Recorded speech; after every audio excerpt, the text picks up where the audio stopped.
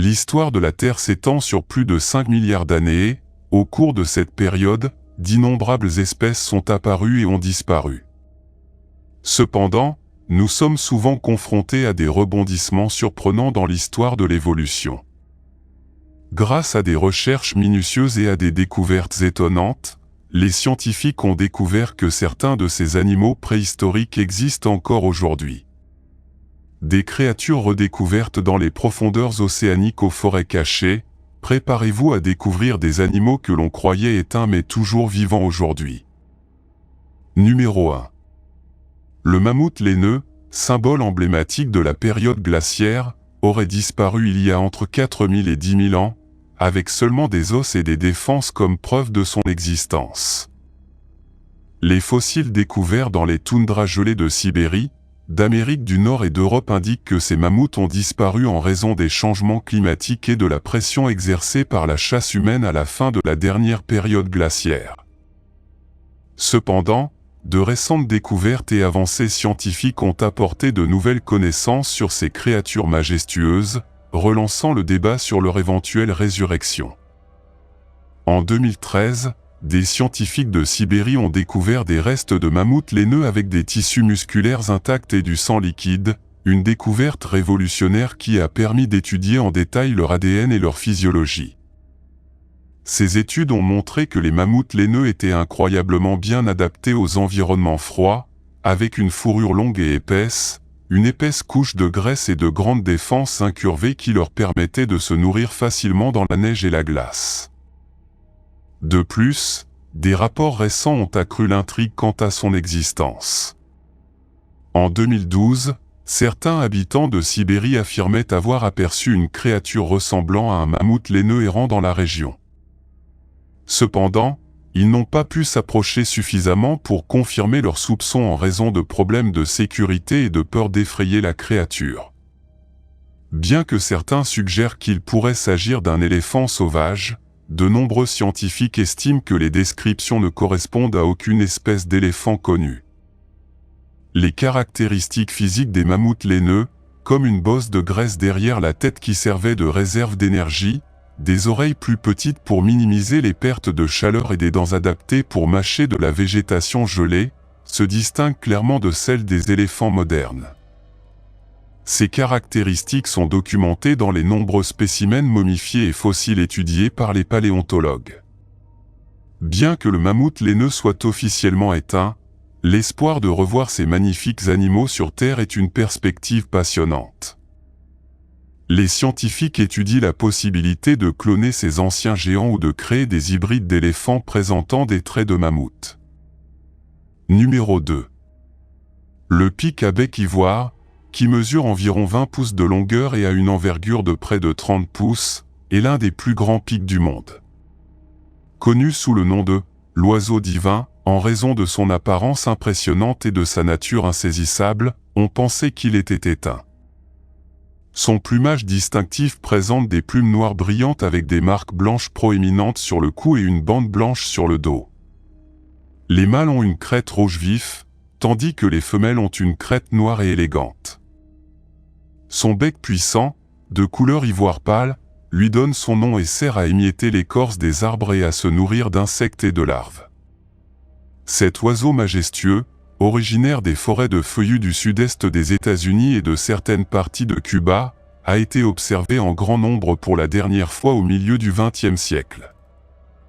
La destruction de son habitat et la chasse sont les principales causes de sa disparition présumée. Cependant, en 2004, une découverte passionnante a attiré l'attention du monde entier lorsqu'une équipe d'ornithologues et d'observateurs d'oiseaux a rapporté avoir vu le pic à bec ivoire dans les marais de l'Arkansas. Cette découverte a été étayée par de brefs enregistrements vidéo et audio granuleux de leurs appels distinctifs. Cette découverte a suscité l'espoir et l'intérêt des communautés ornithologues et scientifiques, incitant à des recherches approfondies et à des efforts de conservation. Depuis lors, de nombreux rapports et enregistrements d'observation de cet oiseau par diverses personnes ont été publiés, mais aucune preuve scientifique concluante n'a été obtenue. Malgré de nombreuses expéditions et l'utilisation de technologies avancées dans la recherche, il n'existe aucune preuve définitive d'une population stable. Bien qu'il y ait des pressions pour déclarer le pic à bec ivoire éteint, les biologistes et les ornithologues amateurs insistent sur le fait qu'il existe toujours. Les commentaires des ornithologues, des observateurs amateurs et des communautés qui considèrent l'oiseau comme un symbole culturel renforcent l'espoir que cet oiseau majestueux existe toujours. Numéro 3. Le taka, un grand oiseau incapable de voler originaire de Nouvelle-Zélande, a longtemps été considéré comme éteint. Connu pour son plumage éclatant et sa taille robuste, le taka a été vu pour la dernière fois à la fin du XIXe siècle, ce qui a amené les scientifiques à conclure qu'il avait succombé à la destruction de son habitat et introduit des prédateurs. Cependant, dans une tournure remarquable des événements, l'oiseau a été redécouvert en 1948 par le docteur Geoffrey Orbell dans les montagnes isolées de Murchison, sur l'île du sud de la Nouvelle-Zélande. La redécouverte du taka était tout simplement miraculeuse. En fait, l'oiseau a été appelé « l'oiseau qui est revenu d'entre les morts ». Le docteur Orbell, un ornithologue dévoué, soupçonnait depuis longtemps que l'oiseau pourrait continuer d'exister dans une nature sauvage inexplorée. Sa persévérance a porté ses fruits lorsque lui et son équipe ont découvert une petite population de taka lors d'une expédition, démontrant ainsi la résilience de la nature. Les caractéristiques du corps du taka sont distinctives et ont fasciné les scientifiques et les amateurs d'oiseaux. C'est un grand oiseau mesurant environ 63 cm de haut et pesant jusqu'à 3,6 kg. Son plumage est un mélange saisissant de bleu profond et de vert, avec un gros bec rouge et des pattes solides. Ces oiseaux ont de grandes pattes puissantes adaptées à leur mode de vie terrestre, et leurs ailes, bien que petites et impropres au vol, sont utilisées pour l'équilibre et pour les démonstrations lors des rituels de parade nuptiale. L'anatomie et les archives fossiles du taka suggèrent qu'il existe depuis des millions d'années, s'adaptant aux écosystèmes uniques de la Nouvelle-Zélande. Leurs pattes fortes et leurs grands pieds sont révélateurs d'une vie traversant des terrains accidentés à la recherche de nourriture. L'oiseau se nourrit principalement de touffes d'herbe, utilisant son bec puissant pour arracher les parties nutritives de la plante. Depuis lors, de nombreuses observations de l'oiseau ont été faites et, en 2023, les défenseurs de l'environnement ont signalé une augmentation constante de la population, avec davantage d'oiseaux relâchés dans des sanctuaires exempts de prédateurs à travers la Nouvelle-Zélande. Cela garantit leur survie continue et met en évidence le succès des efforts de conservation en cours. Numéro 4. Ces requins vivent dans la partie la plus profonde de l'océan depuis 125 millions d'années. En raison de leur habitat profond, nous les rencontrons rarement, ce qui limite nos connaissances à leur sujet. Certains peuvent mesurer jusqu'à 13 pieds de long et avoir des caractéristiques uniques, comme un nez plat, des dents en forme d'ongles et une peau rose. Il s'agit peut-être de l'espèce de requin la plus inhabituelle qui existe, comme tout droit sorti de nos pires cauchemars. Ils vivent à des profondeurs de plus de 330 pieds et on pense qu'ils se déplacent lentement par rapport aux autres requins dans des eaux moins profondes.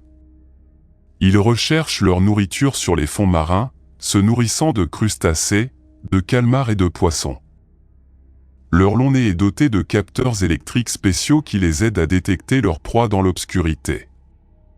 Ils vous attaquent furtivement par derrière, effectuant des attaques rapides et mortelles avec leurs puissantes mâchoires, ne laissant que peu de place pour s'échapper. Heureusement, les requins gobelins vivent dans les parties les plus profondes de l'océan, hors de portée de la recherche humaine.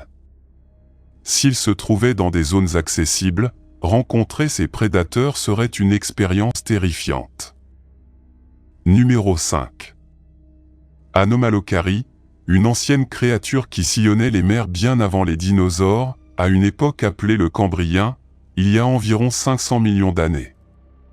Contrairement aux monstres géants communément associés à la préhistoire, l'Anomalocari était étonnamment petit, mesurant à peine 1 mètre de long, voire moins. Son corps élancé, aux nageoires ondulantes et à la forme d'un large éventail, le propulsait avec élégance et force dans l'eau. Armé de dangereux appendices croisés, il poursuivait sa proie sans relâche, sa gueule carrée prête à une morsure mortelle.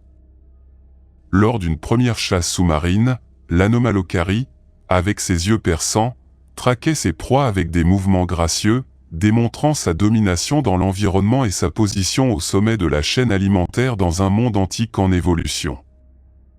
Certains scientifiques pensent qu'Anomalocari aurait pu être le premier prédateur de haute altitude de l'histoire, une force pionnière dans le développement.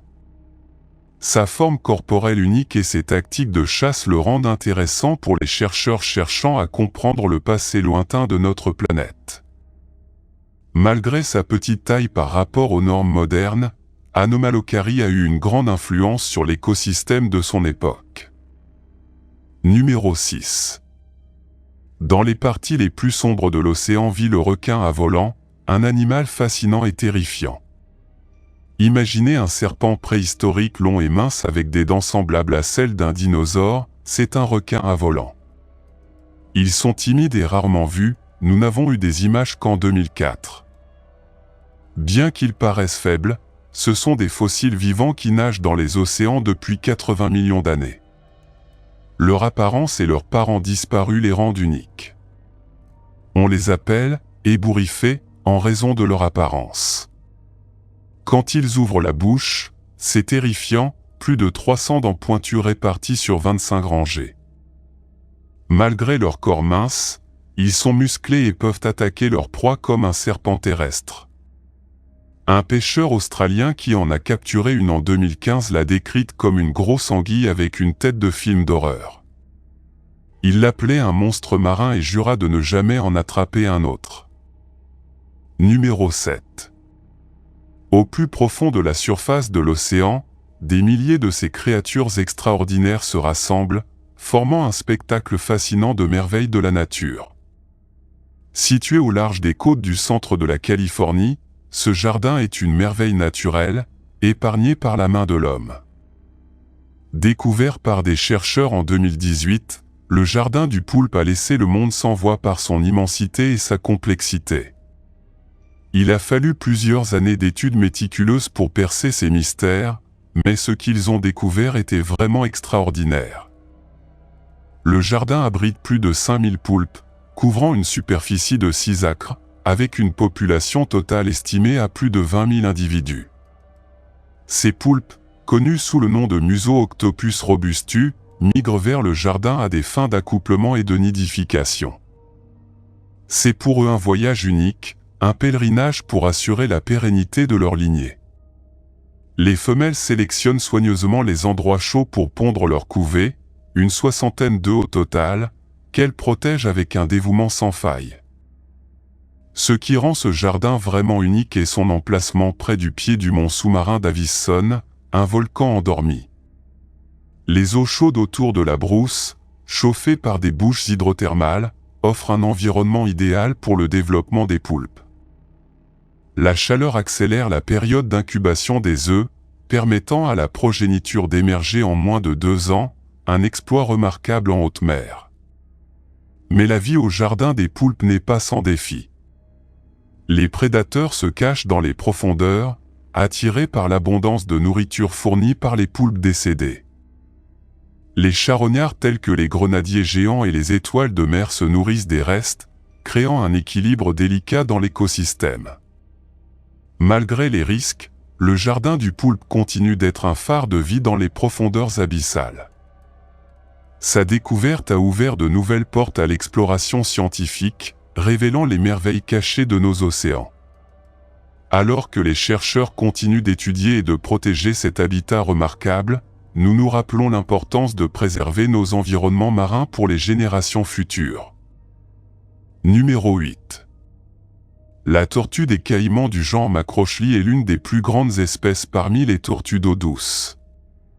Sa coquille distinctive, au bord dentelé, peut atteindre jusqu'à 80 cm de longueur. Sa coloration, généralement dans des tons bruns ou olives, lui permet de se camoufler habilement dans son milieu aquatique. L'une de ses caractéristiques les plus remarquables est sa capacité à rester immergée pendant de longues périodes, grâce à son nez adapté. Cette tortue est carnivore et se nourrit d'une variété de proies, notamment de poissons, de crustacés et de sauvagines, en utilisant sa mâchoire puissante et ses dents acérées pour capturer sa nourriture. Malgré sa présence imposante, sa conservation est confrontée à de graves menaces, telles que la perte de son habitat et la chasse illégale. Des mesures de conservation sont prises pour protéger cette espèce, mais des efforts et une sensibilisation plus importants sont nécessaires pour assurer sa survie à long terme.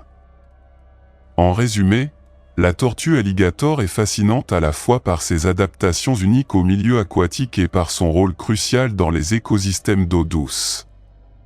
Cependant, les défis de conservation auxquels elle est confrontée soulignent la nécessité d'actions supplémentaires pour assurer sa survie future. Numéro 9. Le crocodile gavial, une espèce fascinante connue pour son apparence unique et ses adaptations aquatiques.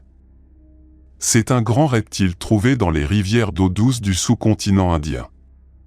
Sa particularité est son museau long et fin, qui représente plus de la moitié de sa longueur totale. Ce reptile est un nageur habile et se nourrit principalement de poissons, grâce à sa structure de mâchoire spécialisée. Leurs dents acérées et pointues sont idéales pour attraper des proies aquatiques.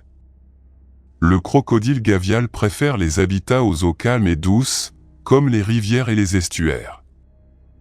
Malgré son apparence imposante, il est considéré comme en voie de disparition en raison de la perte de son habitat, de la pollution de l'eau et du braconnage.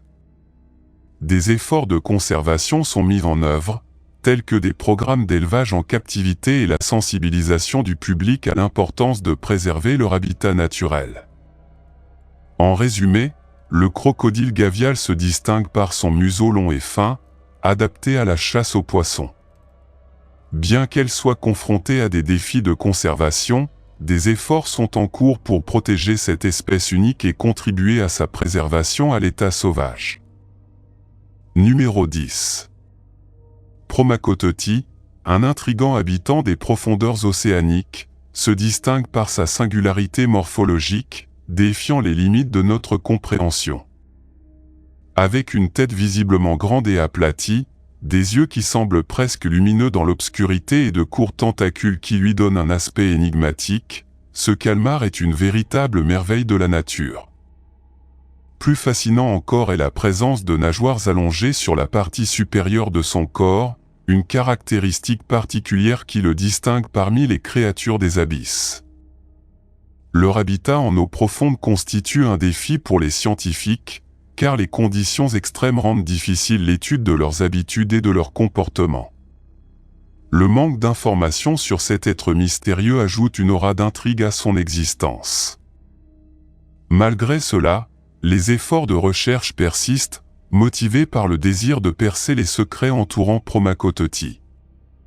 La quête pour mieux comprendre son écologie et sa biologie est un chemin plein d'incertitudes mais aussi d'étonnement. Chaque nouvelle découverte sur ce calmar énigmatique nous rapproche un peu plus de la compréhension de la complexité et de la diversité de la vie dans les profondeurs des océans, nous rappelant qu'il y a encore beaucoup à explorer et à découvrir dans les profondeurs de notre planète. Numéro 11.